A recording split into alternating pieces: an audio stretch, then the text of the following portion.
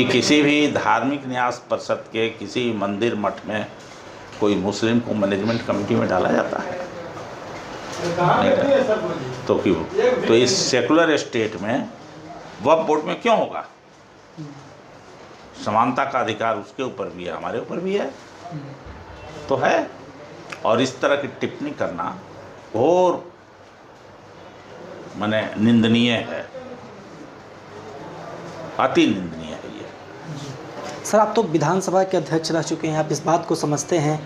BJP एक बड़ी बात कह रही है कि वक्फ के कुछ ऐसे नियम हैं जो उन्हीं के समुदाय के लोगों को परेशान करती है और इसलिए उसमें सुधार बहुत ज़रूरी है। अच्छा, तो ये क्या बोलेंगे लोग? बीजेपी क्या बोलेगा? जो ला रहा है वो यही ना बोलेगा? अपना बारे में, अपना में एक को छेद है वो देखता है। आज तक राष्ट्रीय स्वयंसेवक संघ का रजिस्ट्रेशन हुआ, कितना दौलत संपत्ति है उसका कहीं कुछ हुआ, उस पर क्यों नहीं लाती है आरएसएस पर? इतने बड़े बड़े हम लोगों के मठ हैं, उन मठों में भी होना चाहिए कि नहीं लागू होना चाहिए? तो उसमें नहीं होगा क्या? तो बात ऐसी करनी चाहिए जो सबके लिए ग्राह्य हो, सामान्य हो। लेकिन ये बात इसलिए बीजेपी के लोग कर रहे हैं कि देश के अमन चैन को ख़त्म करना चाहते हैं, देश को एक दिशा में धार्मिक स्टेट के रूप में बनाना चाहते हैं। ये मनुस्मृति लागू करने वाला सरकार चाहते हैं जिसमें दलित पिछड़ों को शूद्र बनाया जा सके, इंसान और इंसान को। तो हम वैसी कानून, वैसे संविधान का घोर निंदा करते हैं। और जो कोई भी वक्फ बोर्ड लाने की बात करता है, हम लोग तब तक लड़ते रहेंगे इसके खिलाफ जब तक शरीर में एक कतरा खून बचेगा। और हम लोगों से भी अपील करते हैं जो डेमोक्रेसी में विश्वास करते हैं, जो सेकुलरिज्म में विश्वास करते हैं, कि ये वक्फ बिल के खिलाफ जहां हो वहीं से एक आंदोलन चलाना चाहिए। इस काले कानून को वापस लो, वापस लो, वापस लो। एक और उन्होंने एक और बात कही है कि विपक्ष के कुछ ऐसे लोग हैं जिनको वक्फ की ज़मीनें पर उनकी निगाहें टिकी है, इसलिए वो समर्थन कर रहे हैं। अपना तो कह नहीं रहे हैं, दूसरे का कह रहे हैं। अरे आप में के वो छेद है? चलनिया सुपवा के हैं या सुपवा दूसरे चलनिया के? ये सब उनकी निगाह है उस संपत्ति पर, उस पर वो लोग चाहते हैं जो इस देश में नहीं लागू होने वाला है। और मोदी जी सौगातें मोदी किट, ये यहाँ के मुस्लिम लोगों को मूर्ख बना रहे हैं कि ईद के त्यौहार में वो ले जाके वो काजू किशमिश खिलाने वाला है वो पैकेट देंगे या कपड़ा देंगे। यहाँ का आम जनता, गरीब जनता, मुस्लिम, दलित, पिछड़ा सब इस बात को समझने लगा है। हो सकता है 2-4 को ले ले, लेकिन सिरे से इसको खारिज करते हैं, कोई रिसीव नहीं करेगा। हो सकता है 2-4 को नकली टोपी पहन करके दाढ़ी उड़ी बढ़ा के उसको उसके यहाँ जाके दे देंगे, टीवी में चलेगा वो सब। क्या लगता है सर कि मोदी जी एक और आप लोग बोलते हैं कि वो मुसलमानों के विरोधी है, दूसरी ओर वो सौगातें मोदी का उपहार दे रहे हैं मुसलमानों को, कैसे देख रहे हैं इसे? यहाँ आप गया के ना हैं जी, आप ही यहाँ हैं तो गया के दक्षिण में एगो ऐसी है, रामगढ़ में कौन है जहाँ बलि उली दिया जाता है? रजरप्पा। हाँ, रजरप्पा है ना जी। वहाँ बलि दिया जाता है। तो बलि देने के पहले उसको बढ़िया से काजू किशमिश खिलाया जाता है। अच्छा, वही उनका है ये। यानी मोदी जी मुसलमानों को काजू किशमिश खिला रहे हैं अभी? हाँ, बलि देने के लिए दूसरे रजरप्पा में।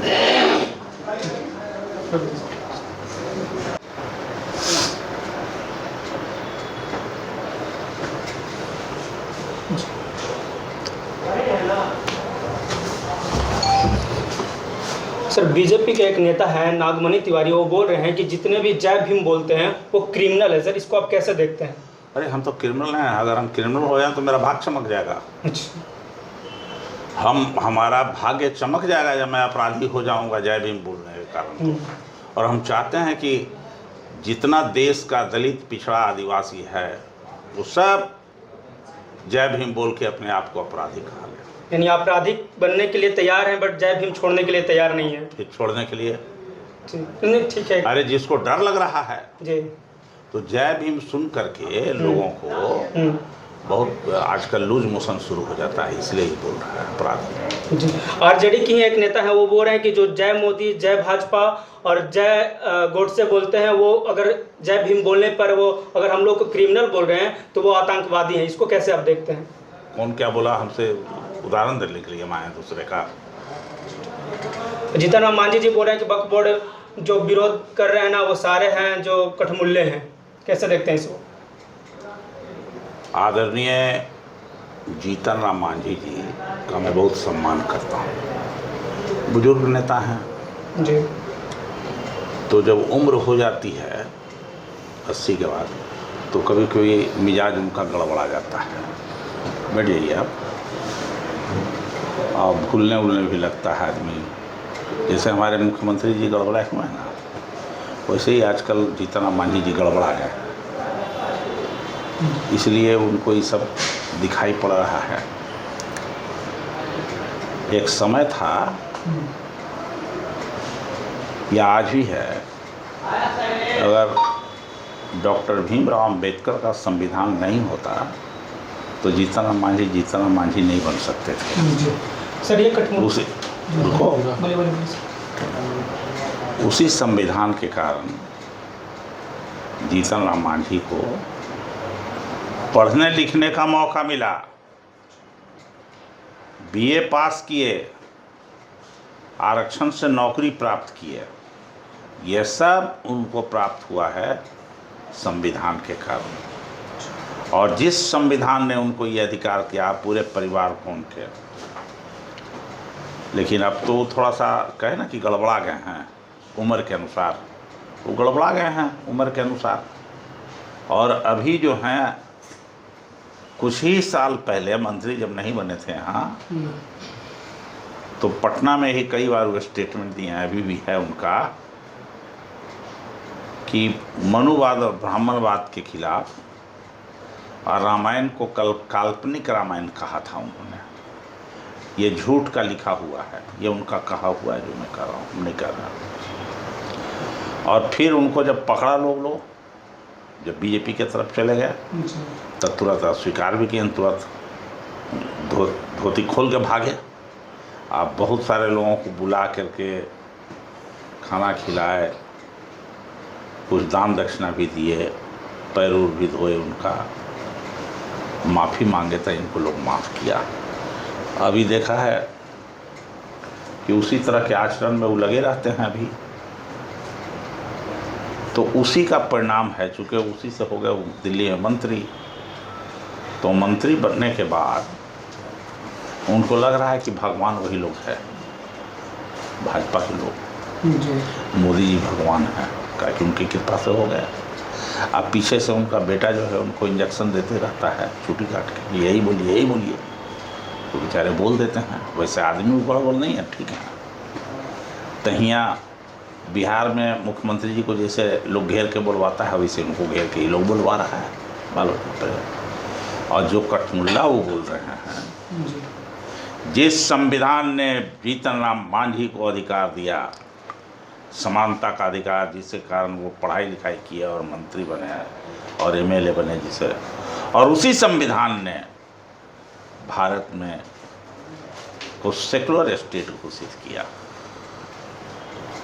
जिसमें कि सभी लोगों को समान अधिकार है, सभी धर्मावलंबियों को।